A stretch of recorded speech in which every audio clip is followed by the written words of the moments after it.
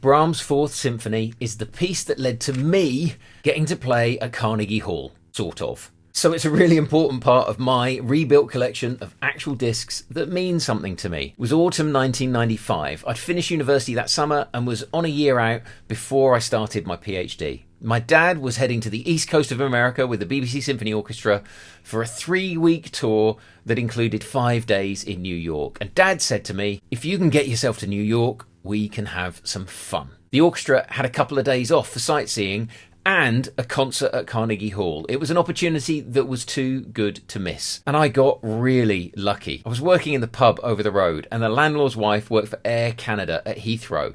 She got me an amazing deal on a flight, and when she checked me in, she made sure I was sitting in the bubble at the top of the jumbo jet across the Atlantic. It was brilliant. I arrived in the Big Apple and met up with Dad right in the heart of Manhattan. We visited the Statue of Liberty, the Empire State Building, and the Twin Towers of the World Trade Center. We saw Crazy for You on Broadway and ate pastrami sandwiches from corner delis. It was a real New York tourist experience, and just a brilliant 2 days with my dad. But there was also work to do.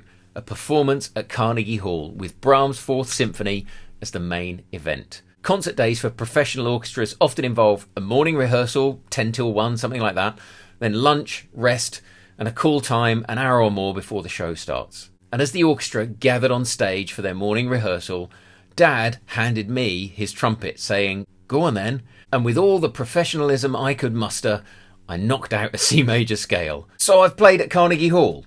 Sort of.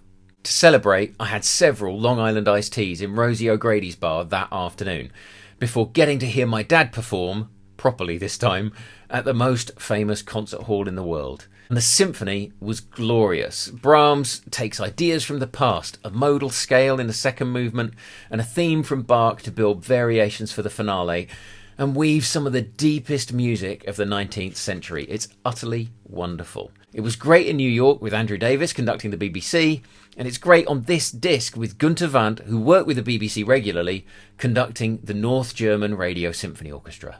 The encore in New York was the fugue from Britain's Young Person's Guide to the Orchestra, and I have a disc of that too, this time with Andrew Davis and the BBC, partly because I remember thinking as they started, blimey, Sir Andrew's adrenaline must be flowing because they went off like a rocket. But also because this piece has 2 more stories connected to it, so I'll do another video about that soon. But meanwhile, Brahms 4 has a special place in my little record collection as my New York Symphony.